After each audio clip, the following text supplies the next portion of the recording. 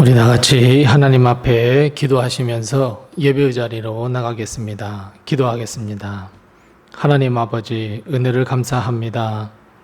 오늘도 하나님의 은혜로 새 날을 맞이하게 하시며 우리에게 생명호흡 허락해 주셔서 하나님의 은혜 가운데에 아침 햇살을 맞이할 수 있도록 하신 것을 감사합니다.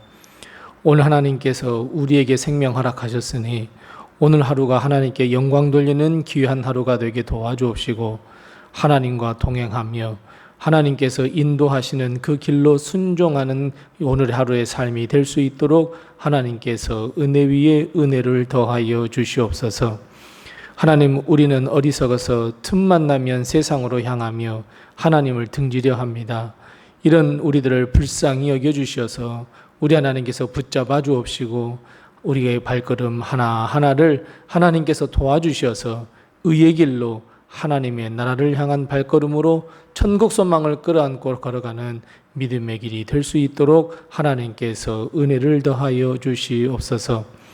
하나님께서 우리 가정에 큰 은혜를 허락해 주셔서 우리 가정이 오늘 하루도 하나님의 은혜 속에 행복한 가정이 될 수 있도록 주님께서 도와주옵시고 우리 사랑하는 귀한 자녀들 하나님께서 책임져 주셔서 어려움 당치 않게 도와주옵시고 우리 성도들의 가정, 건강, 물질, 일용할 양식 하나님께서 풍성한 것으로 화답하여 주셔서 하늘 축복과 땅의 축복을 얻기에 부족함이 없도록 주님께서 도우시고 인도해 주시옵소서. 날씨가 많이 무덥습니다. 흩어져 있는 우리 모든 성도들 하나님께서 건강으로 인도해 주시옵시고 오직 하나님의 은혜로 살아가는 오늘 하루가 되게 하시며 은밀한 가운데 기도하는 모든 기도의 제목을 하나님께서 응답하여 주시옵시고 육신의 질병, 마음의 질병, 그리고 신앙의 질병도 하나님께서 치유하시고 치료하셔서 하나님께 영광 돌려드리는 삶으로 건너갈 수 있도록 하나님께서 은혜 위에 은혜를 더하여 주시옵소서. 오늘 이 하루 하나님께 의탁합니다. 하나님께서 지켜주시고 인도해 주실 것을 믿사오고 예수님의 이름으로 기도드리옵나이다. 아멘. 찬송가 300장 우리 함께 같이 찬송하겠습니다. 찬송가 300장입니다. 300장 우리 함께 같이 찬송합니다. 내 맘이 낙심되며 근심에 눌릴 때 주께서 내게 오사 위로해 주시네. 가는 길 캄캄하고 괴로움 많으나 주께서 함께하며 내 짐을 지시네. 그 은혜가 내게 족하네. 그 은혜가 족하네. 이 괴로운 세상 지날 때 그 은혜가 족하네. 희망이 사라지고 친구 날 버릴 때 주 내게 속삭이며 새 희망 주시네. 싸움이 맹렬하여 두려워 떨 때에 승리의 왕이 되신 주 음성 들리네. 그 은혜가 내게 족하네. 그 은혜가 족하네.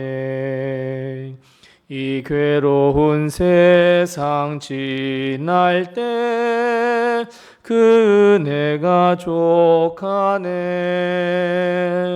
번민이 가득 차고 눈물이 흐를 때 주 나의 곁에 오사 위로해 주시네.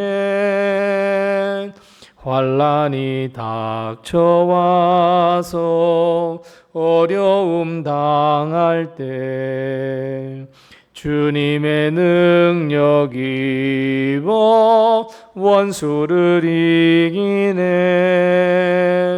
그 은혜가 내게 족하네. 그 은혜가 족하네.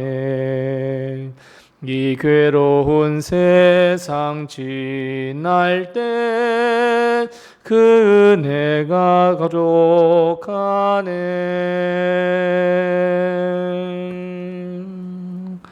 아멘. 오늘 시간 하나님께서 우리에게 주시는 말씀은 신약성경 갈라디아서 1장 1절 말씀부터 5절 말씀입니다.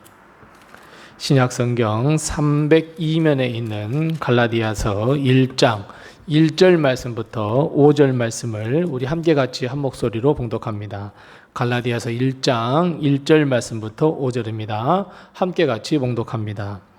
사람들에게서 난 것도 아니요 사람으로 말미암은 것도 아니요 오직 예수 그리스도와 그를 죽은 자 가운데서 살리신 하나님 아버지로 말미암아 사도된 바울은 함께 있는 모든 형제와 더불어 갈라디아 여러 교회들에게 우리 하나님 아버지와 주 예수 그리스도로부터 은혜와 평강이 있기를 원하노라. 그리스도께서 하나님 곧 우리 아버지의 뜻을 따라 이 악한 세대에서 우리를 건지시려고 우리 죄를 대속하기 위하여 자기 몸을 주셨으니 영광이 그에게 세세토록 있을지어다. 아멘. 아멘.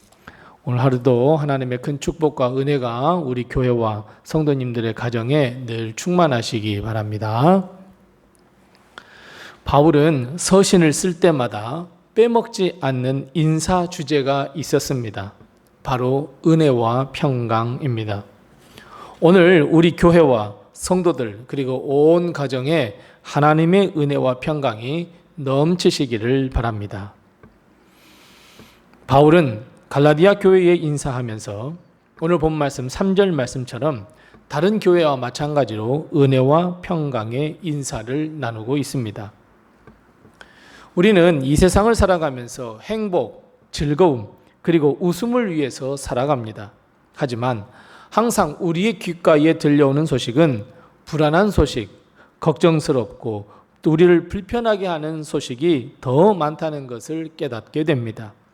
사회, 국가, 경제, 문화, 교육, 사회 전반에 걸친 소식들은 우리의 마음을 졸이는 소식들이 너무너무 많아 우리는 항상 염려하고 걱정하는 가운데 하루하루를 보냅니다.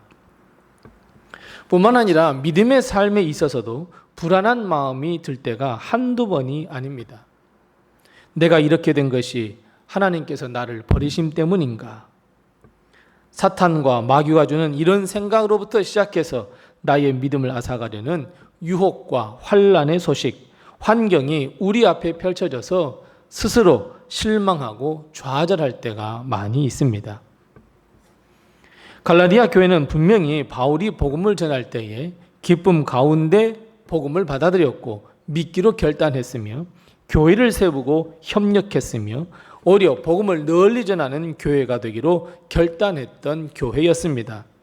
하지만 지금 바울에게 들려오는 소식은 예수님을 믿더라도 율법을 지키고 반드시 할 일을 받아야 구원을 얻는다는 영적 위기에 놓여 있는 갈라디아 교회 소식을 듣게 되었습니다. 그런 교회에 바울은 은혜와 평강이 함께 하시기를 원한다라고 기도하고 있습니다. 사랑하는 성도 여러분, 우리 믿음의 본질이 무엇이고 예수 그리스도께서 이 땅에 오셔서 우리를 구원해 주신 그 본질이 무엇일까요? 맞습니다. 은혜와 평강입니다. 그래서 바울은 은혜와 평강을 이야기할 때 우리 하나님 아버지와 주 예수 그리스도로부터 오는 은혜와 평강이다 이렇게 말씀하고 있습니다. 사실 여러분, 은혜와 평강은 여러 곳에서 찾을 수 있습니다. 돈에서도 찾을 수 있습니다. 건강에서도 찾을 수 있고 힘과 권력으로부터 찾을 수 있고 사람으로부터도 찾을 수 있습니다. 하지만 바울은 분명하게 이야기합니다. 은혜와 평강은 우리의 아버지 하나님과 그의 아들이자 우리를 구원하시기 위하여 십자가에 달려 죽으신 구주 예수로부터 오는 은혜와 평강이다. 이렇게 분명하게 그 본질을 밝히고 있습니다. 그래서 여러분, 우리는 이 한 가지를 반드시 기억해야 합니다. 은혜와 평강은 세상에서 찾지 말아야 한다는 이 진리입니다. 세상은 우리가 살아갈 힘, 평안, 형통이 세상에 있다고 자꾸 우리를 유혹합니다. 당장 내 눈앞에 있는 어려움과 고통의 문제는 돈으로 해결할 수 있고 세상의 힘으로 해결할 수 있다고 우리를 유혹합니다. 하지만 여러분, 우리가 세상에 발을 들여놓는 순간 우리는 세상의 올무에 잡혀서 오히려 평안도 없고 경쟁해야 하고 서로 반목하며 미워하며 싸워야 하는 그 세상에 우리는 붙잡혀 있게 된다는 것을 발견하게 됩니다. 그런데 더 큰 문제는 이것을 아는 순간 우리는 너무 많이 세상의 물에 젖어서 돌이킬 수 없게 된다는 것을 깨닫게 됩니다. 사랑하는 성도 여러분, 애초부터 은혜와 평안의 삶, 형통의 삶을 세상에서 찾지 마시기 바랍니다. 오히려 하나님과 우리 주 예수 그리스도에게 은혜와 평강을 찾아서 참된 은혜, 참된 평안을 누리는 우리 모든 성도들이 다 되시기 바랍니다. 그런데 바울은 은혜와 평강을 이야기할 때 은혜를 먼저 이야기하고 평강을 나중에 이야기합니다. 즉 순서를 매우 중요시 여겼습니다. 여러분, 은혜가 먼저일 것 같습니까? 아니면 평안이 먼저일 것 같습니까? 우리는 평안하면 예수님을 찾을 것 같죠. 평안하면 하나님을 더 찾을 것 같죠. 그런데 아닙니다. 하나님의 은혜가 먼저였습니다. 우리에게 하나님의 은혜가 임할 때 우리는 참된 평안과 평안을 누릴 수 있습니다. 여러분, 하나님의 은혜가 무엇입니까? 우리를 사랑하시며 우리를 구원해 주시는 하나님의 은혜를 의미합니다. 우리 모두가 다 죄인입니다. 하나님을 아버지라 부를 수 없고 구원을 얻을 수 없는 죄인이며 영원한 형벌을 받아 마땅한 죄인들입니다. 하지만 하나님은 우리를 그 상태 그대로 죄인의 상태에 두지 않으셨습니다. 왜냐하면 우리를 사랑하시기 때문입니다. 사랑할 수 없는 자들을 사랑해 주셨습니다. 여러분, 이것이 은혜입니다. 하나님의 일방적인 사랑이 은혜입니다. 당장 죽어도 뭐 할 말이 없습니다. 영원한 형벌, 고통, 근심, 평강 누릴 수 없는 것 하나님께서 내버려 두셔도 됩니다. 왜요? 우리는 죄인이기 때문에 그렇습니다.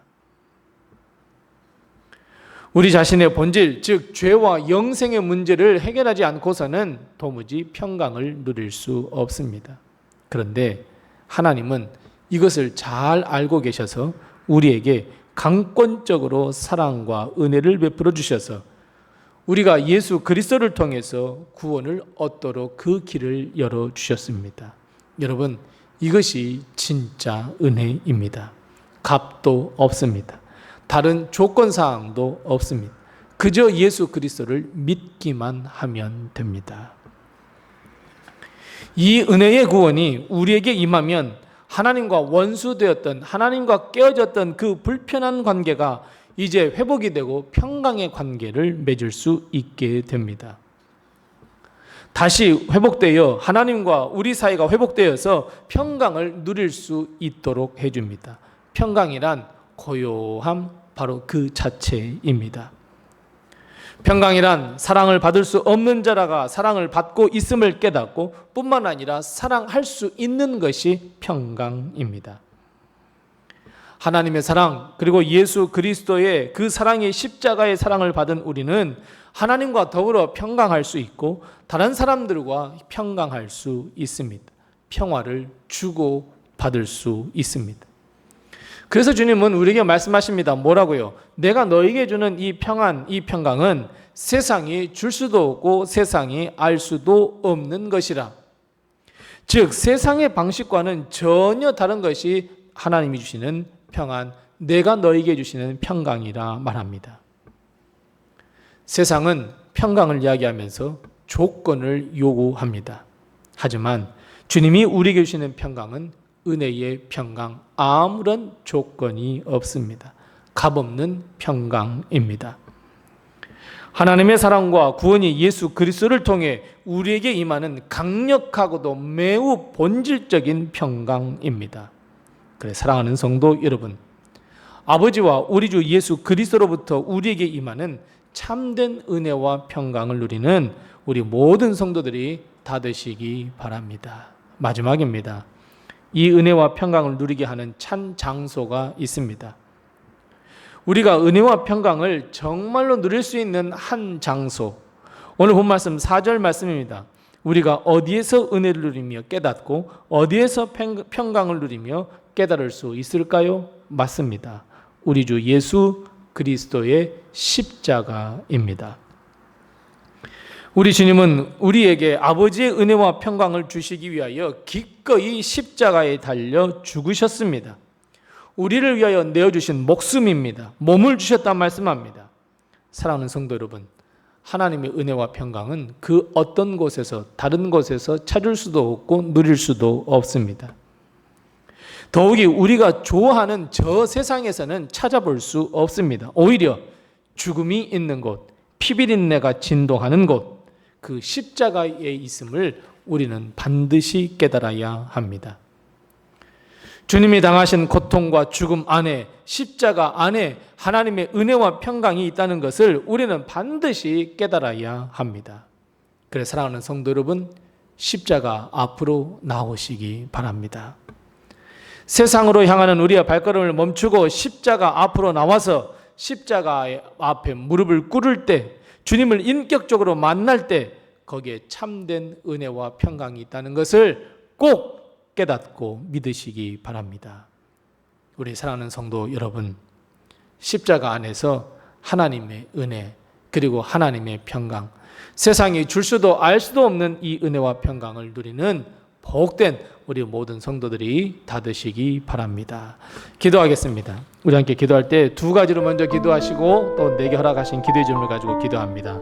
첫 번째 기도할 것은 하나님, 우리에게 참된 은혜와 평강을 허락해 주시옵소서. 우리 함께 같이 기도합니다. 두 번째 기도할 것은 하나님, 우리가 믿음으로 십자가 앞에 나가 주님을 꼭 만날 수 있게 해달라고 우선 이 두 가지의 기도의 점을 가지고 기도하시고 또 내게 허락하신 기도의 점을 가지고 간절히 하나님께 기도하겠습니다.